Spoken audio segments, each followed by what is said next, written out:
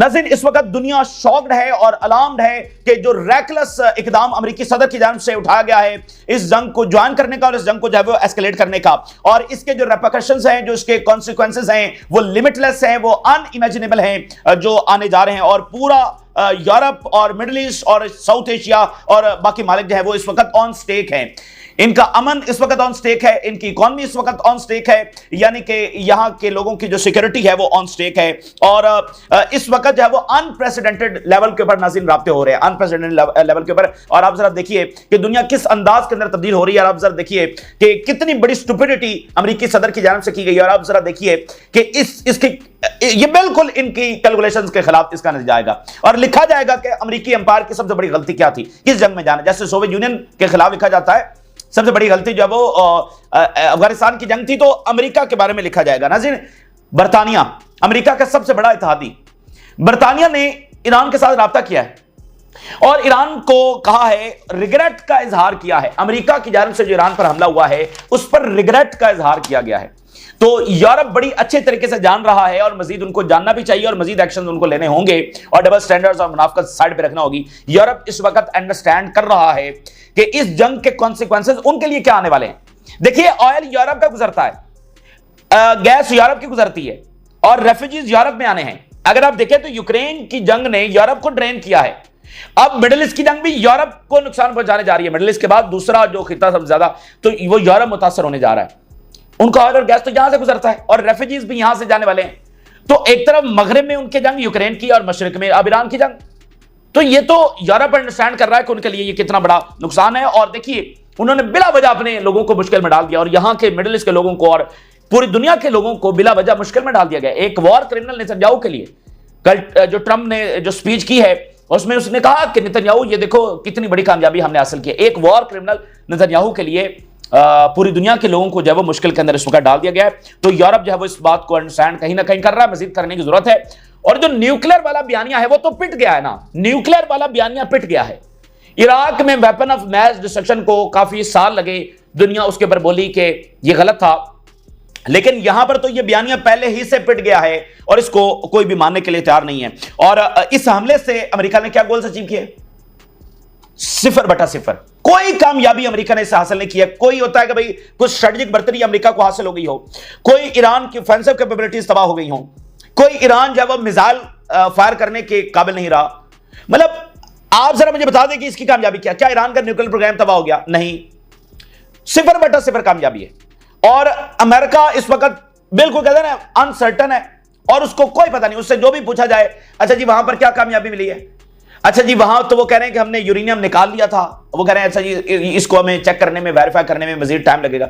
यानी क्लूलेस और अनसर्टन, कोई कामयाबी इसको यहां पर नहीं मिली है सिवाय इसके कि इन्होंने जंग को एस्केलेट किया, जंग को बढ़ाया है और अपने इत्तेहादी जिन्होंने इनको ट्रिलियंस ऑफ डॉलर्स देने थे उनकी इकोनॉमी और उनकी सिक्योरिटी को खतरे में डाला है।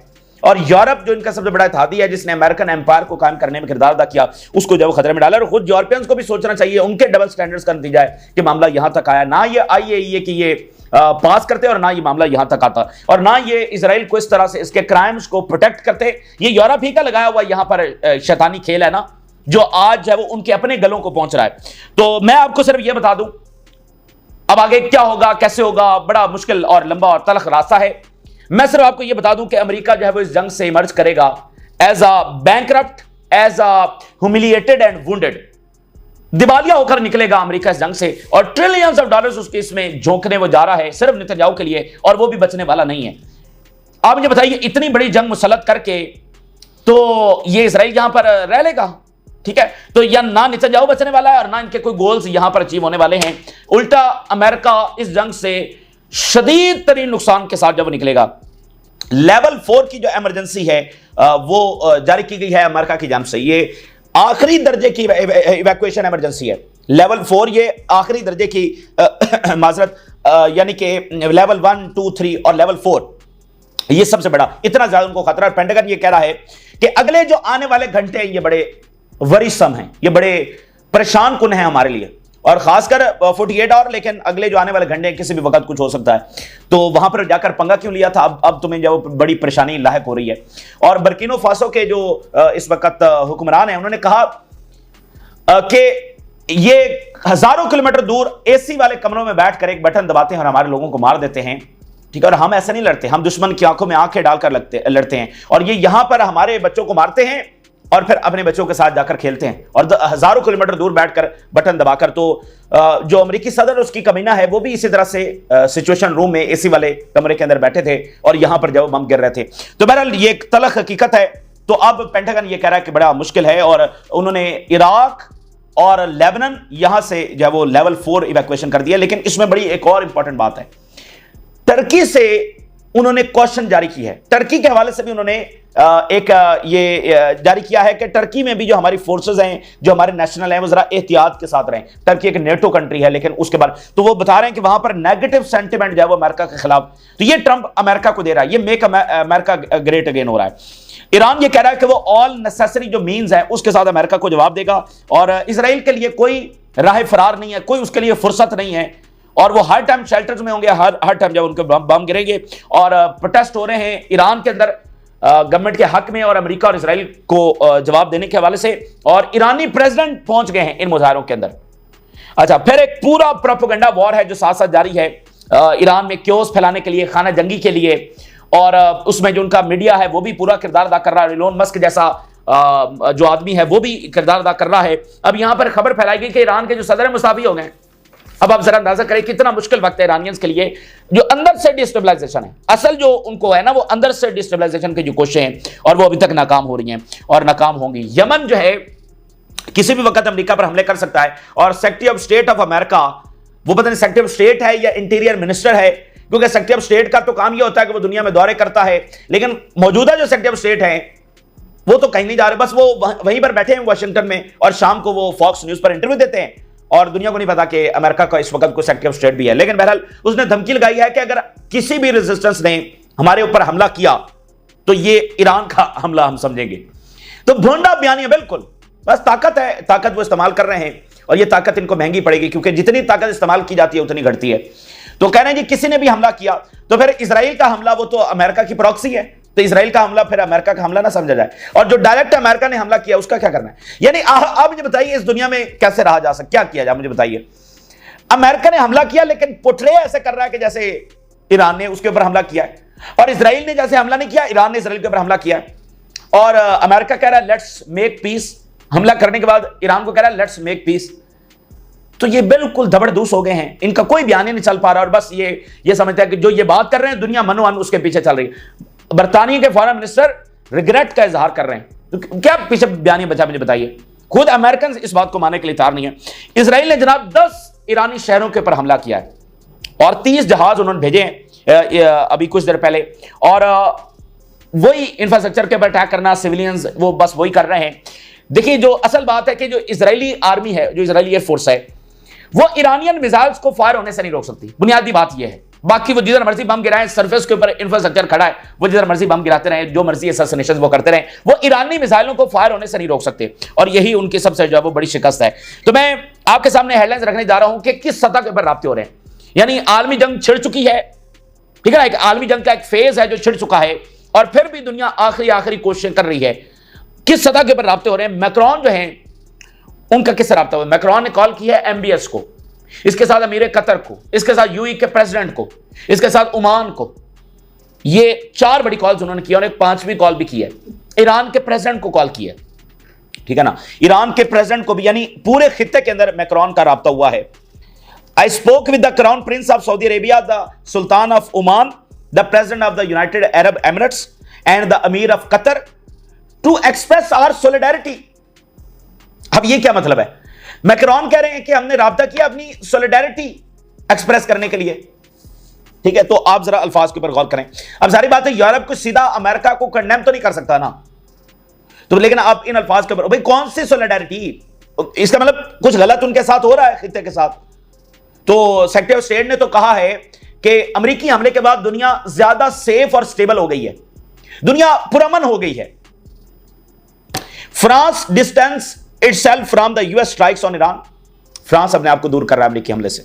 Macron to hold emergency meeting, और ईरानियन प्रेसिडेंट ने फ्रांस को क्या कहा, Americans must receive a response to their aggression. American को उनके किए की जो है ना जवाब मिलना होगा, उनके एग्रेशन का रिस्पॉन्स देना होगा, ये ईरानी प्रेसिडेंट ने कहा है। तो यूरोप अंडरस्टैंड कर रहा है और उनको मजीद करना होगा, इससे भी ज्यादा करना होगा। अच्छा, अब एमबीएस की जो कॉल हुई है, Saudi crown Prince discuss the GCC leaders and the repercussions of the Israel attack on Iran. यानी जीसीसी में कतर भी आता है, यूएई भी, बहरीन भी, कुवैत भी, ये सारे गल्फ के जो मालिक हैं सबके साथ इनके आपस में राब्ते हुए। देखें इससे आगे क्या होता है, यही होता है ना जब आप स्ट्रॉन्ग तरीन मैसेज देते हैं, आप आपस में राब्ते कर रहे हैं, वहां से एक स्टेटमेंट जारी हो रही है, आप बाकी इंटरनेशनल प्लेयर्स के साथ राब्ते कर रहे हैं, वहां से एक ज्वाइंट स्टेटमेंट जारी हो रही है। तो यहां से तो बिल्कुल एक हलचल है, एक हंगामी सूरत हाल है और एक मैसेज है वो कैटेगोरिकली दिया जा रहा है। लेकिन इस मैसेज को अगर समझा जाता तो अमेरिका हमला ही ना करता। तो अब इनको भी अंदाजा हो रहा है कि जो ये समझकर बैठे रहे कि अमेरिका इनकी मानेगा, ट्रिलियंस ऑफ डॉलर्स, इनके साथ भी बिट्रेल हुआ है और इनकी सिक्योरिटी इस वक्त दाव के ऊपर है और स्ट्रेट ऑफ हॉर्मज़ बंद हो जाएगा, तो मुझे बताइए क्या होगा? तो इनका रास्ता बंद होगा ना, तो ये मामला बड़ा खराब है। और इसी दरमियान ओआईसी की कंडेमनेशन हुई है। ओआईसी की कंडेमनेशन से मुराद यह है कि सऊदी अरेबिया ने कंडेम किया है, ओआईसी ने अमेरिकी हमले को कंडेम किया है, और ओआईसी से मुराद यह है कि सऊदी अरेबिया ने भी अमेरिकी हमले को कंडेम किया है। अच्छा, रशिया, चाइना और पाकिस्तान, रशिया, चाइना और पाकिस्तान, इनकी जानिब से एक करारदाद सिक्योरिटी काउंसिल के अंदर लाई गई है इमीडिएट सीज फायर के हवाले से। अब ये सारे जो इंस्टीट्यूशंस हैं ये फॉल कर रहे हैं, इनकी क्रेडिबिलिटी खत्म हो चुकी है और ये हम सब के लिए खतरनाक बात है, ये हम सब की सिक्योरिटी और अमन के लिए खतरनाक बात है। ये कोई अच्छी बात नहीं है, लेकिन बहरहाल अब ये हो रहा है। और बरतानिया के जो फॉरेन मिनिस्टर हैं उन्होंने ईरान के फॉरेन मिनिस्टर को कॉल की। अब जरा देखिए, Araghchi discuss with British counterpart the latest development and the US aggression against Iran, peaceful nuclear facilities over the phone. The British foreign secretary expressed his regret, अपने पछतावे का इजहार किया, रिग्रेट किया। कंडेम नहीं कर सकते, ठीक है ना, लेकिन ये कंडेमनेशन ही है और ये बहुत बड़ी बात है। मतलब क्यों रिग्रेट क्यों कर रहे हैं भाई? ईरान एक ईवल है ना, नेतन्याहू कहता है ईरान एक ईवल है, तो ईवल खत्म हो रही है तो उसमें रिग्रेट क्या करना है? तो ये बिल्कुल इनका बयान जबरदस्त हो चुका है। ट्रंप और उसकी इंतजामिया का बयान और नेतन्याहू का बयान जबरदस्त हो चुका है। सब हकीकत के ऐनक से देख रहे हैं सही कौन है, गलत कौन है, बदमाशी कौन कर रहा है, जंग को फैला कौन रहा है और डिप्लोमेसी की और दुनिया के अमन की बात कौन कर रहा है। ईरान देखिए, जो नेतन्याहू ने बयानिया जो इसने हरकत की हैं, जो ट्रंप ने अभी आकर हरकत शुरू कर दी हैं, अगर ईरान भी इसी तरह से बिहेव करना शुरू कर दे, इसका सिर्फ 10% भी बिहेव करना शुरू कर दे, तो अभी तक दुनिया में बड़ी जंग छिड़ चुकी होती। इसी तरह जो प्यूटन है वो भी जो यूक्रेन ने किया वैसा करना शुरू कर दें, जो अमेरिका ने किया वैसा करना शुरू कर दें, तो आलमी जंग पता नहीं कब की छिड़ चुकी। तो ये ईस्ट का पेशेंस है जो इन शैतानी ताकतों के जवाब में अभी भी रिस्ट्रेंट कर रहा है, सब्र कर रहा है, अभी भी मैसेज जारी कर रहा है कि डी एस्केलेट करें, सीज फायर कर लें, अभी भी वो बात कर रहे हैं। लेकिन किसी भी वक्त ये पॉइंट ऑफ नो रिटर्न होगा, या हम पॉइंट ऑफ नो रिटर्न पर जा चुके हैं अमेरिकी हमले के बाद, ठीक है। अब सुप्रीम लीडर को ये बार बार धमकियां लगा रहे हैं, तो ये मजीद क़यामत को जो है वो दावा दे रहे हैं। तो रिग्रेट किया over this move and denied any role और cooperation with his country in it. और बरतानिया ने ईरान को बरह रास्त फोन करके कहा है कि हम इसमें नहीं हैं, हम इसमें नहीं हैं, ठीक है ना। तो इससे आप अंदाजा लगा सकते हैं कि उनको भी ये अंदाजा है कि ईरान की कैपेबिलिटी क्या है और ईरान जो है वो कितना ज्यादा नुकसान पहुंचा सकता है।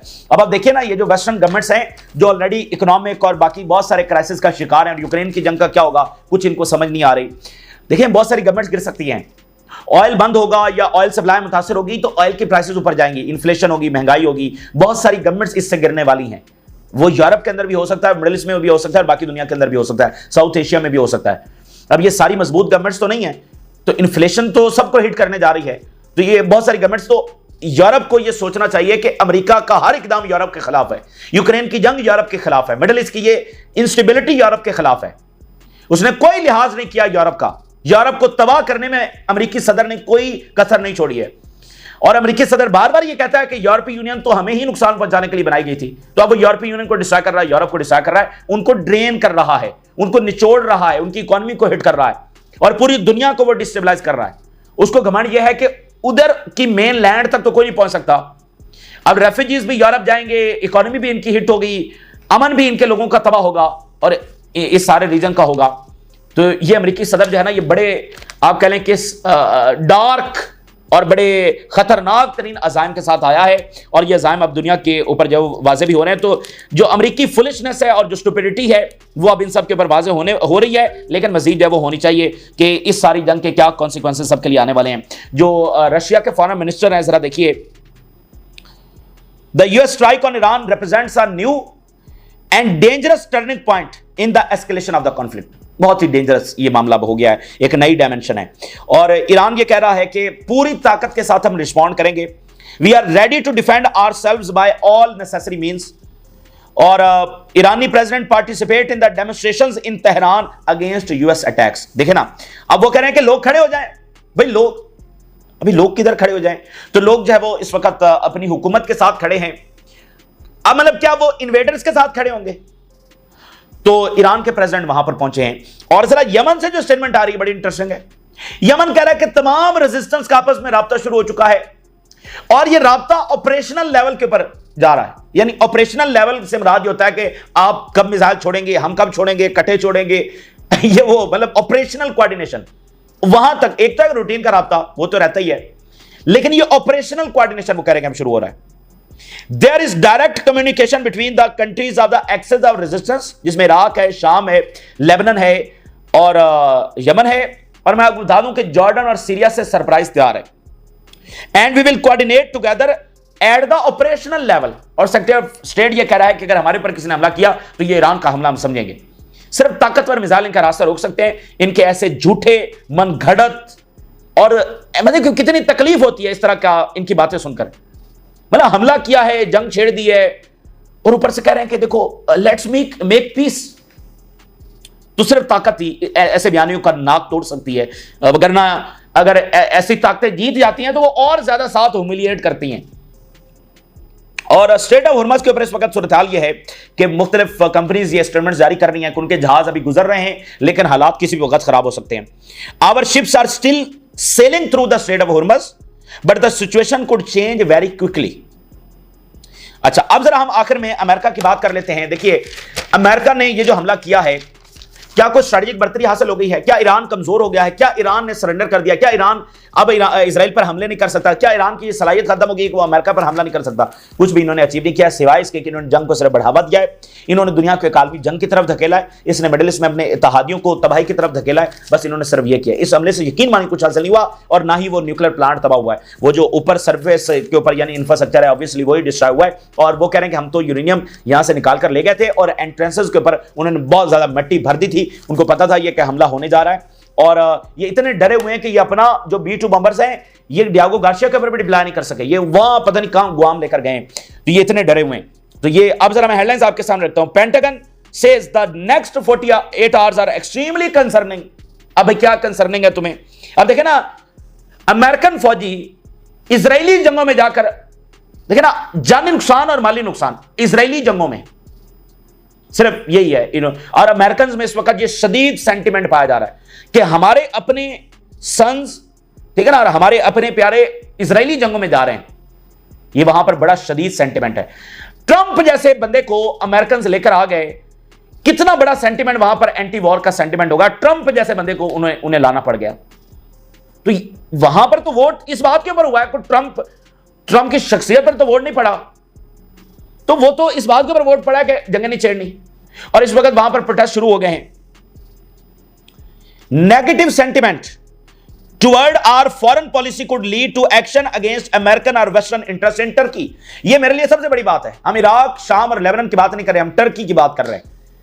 एंटी अमेरिकन सेंटिमेंट, ठीक है ना, तो ये इनको सोचना चाहिए था। अब जरा देखिए, CENTCOM voices uncertainty despite US claims of total success. अब ये अमेरिकन मीडिया लिख रहा है कोई टके की कामयाबी इनको वहां पर नहीं मिली। और वो जनाब वहां पर ट्रंप इतने तकब्बुर के साथ हमारे B-2 बॉम्बर्स गए और क्या हमारी सलाहियतें हैं, हम प्लेनेट के ऊपर सबसे बड़े बॉम्ब्स बनाते हैं। ये कोई फख्र करने वाली बात है कि हम प्लेनेट पर सबसे बड़े बॉम्ब्स बनाते हैं जो ज्यादा लोगों को मार सकते हैं? ऐसे कोई भी ताकत नहीं बात है। एक पर्दा है एक तरीके से, हमारे पास सबसे बड़े बॉम्ब्स हैं जो सबसे ज्यादा मार सकते हैं लोगों को। तो सेंटकॉम उससे पूछा जा रहा है भाई अच्छा सारा डिस्ट्रॉय हो गया न्यूक्लियर प्रोग्राम? अच्छा, उनके पास कोई एविडेंस नहीं है। अच्छा, हम देखेंगे, बताएंगे, वेरीफाई कर रहे हैं। Trump's Iran strike revives fear of US military failure, CNN लिख रहा है। US failures in Iraq, Syria and Afghanistan doubt on Trump strike strategy against Iran risking fears of another prolonged regional disaster, CNN लिख रहा है। तो वो अफगानिस्तान था, वो इराक था, और ये ईरान है, और ताकतवर तरीन ईरान है, जिसको वो कह रहे हैं हम तो न्यूक्लियर भी दे सकते हैं। ठीक है, और ईरान के फॉरेन मिनिस्टर वहां पर पहुंचे, पुतिन के साथ मुलाकात हो रही है। ठीक है, तो CNN लिख रहा है कि डिजास्टर, और मैं आपको बता रहा हूं कि इस जंग से अमेरिका निकलेगा पूरी तरह से दिवालिया होकर। वो जो वियतनाम इनके साथ हुआ, जो अफगानिस्तान में इनका विड्रॉल हुआ है, उससे भी कहीं आगे। Officials, Trump and Netanyahu failed to destroy Iran nuclear capabilities. Medvedev ने कहा कि अगर उनके पास न्यूक्लियर नहीं हुआ तो हर सूरत में वो न्यूक्लियर बनाएंगे, उनको कोई चीज नहीं रोक सकती। US clueless about Iran response to strikes on nuclear program, CBS अमेरिकी मीडिया क्लूलेस, इनको कोई कख पता नहीं है कि क्या हमने अचीव किया, क्या। अब आप देख रहे हैं secretary of state, secretary of defence और स्टीव विटकॉफ, तुलसी गैबार्ड, जिसकी वो बात मानने के लिए तैयार नहीं है। तो बस वो एक टेरर और हैबत जो है वो उसने बस ये किया, उसके अलावा क्या है कुछ भी। वो कह रहे हैं क्लूलेस है, अमेरिकी मीडिया बता रहा है कि इनसे पूछो कि भाई डिस्ट्रॉय हुआ नहीं हुआ, वो पता नहीं है। अच्छा जी, उन्होंने वहां से यूरेनियम निकाल लिया था, अच्छा जी पता नहीं है, clueless. New York time, 12 bunker buster bombs गिराए गए हैं, and that was not enough to destroy the further nuclear facility. 12 bunker buster bomb B-2 bomber से गिराए गए, और उससे भी वो तबाह नहीं हो सका, न्यूयॉर्क टाइम लिख रहा है। Iran transferred equipment including uranium from the further facility, New York time लिख रहा है। उन्होंने अपना इक्विपमेंट्स और जो यूरेनियम है वो वहां से ट्रांसफर कर दिया था। Newsweek, anti Trump no more wars protest today. Anti Trump जो प्रोटेस्ट हैं वहां पर जो शुरू हो चुके हैं, और सेक्रेटरी ऑफ स्टेट कह रहा है, जो पता इंटीरियर मिनिस्टर है या सेक्रेटरी ऑफ स्टेट है, ये कह रहा है कि अगर स्ट्रेट ऑफ हुर्मुज़ के ऊपर हमला हुआ तो हमारे पास टूल्स हैं, हमारे पास ऑप्शंस हैं, हम कैसे खुलवाएंगे। ये वो यमन से खुलवा नहीं सके और ईरान से खुलवाएंगे, और ईरान ने अगर हमला किया तो ये वर्स्ट मिस्टेक होगी। और अब जरा देखिए, ईरान के पास इतना इनरिच्ड यूरेनियम है कि वो 9 से 10 बॉम्ब्स बना सकता है। इस जंग से सिर्फ नतीजा ये निकलेगा कि ईरान न्यूक्लियर बॉम्ब बना लेगा, बस और कुछ नहीं। अगर हमारे ऊपर किसी ने हमला किया रेजिस्टेंस ने, तो हम ईरान को जब वो अकाउंटेबल ठहराएंगे। The world has become more secure and stable in just 24 hours. भाई क्या क्या अमेरिकन देखें कि वो किस बंदे को लेकर आए। ये इस वक्त की ताजा तरीन सूरत हाल है जो आपके साथ शेयर किया हमने। राज लगा करें, इजाजत, अल्लाह हाफिज।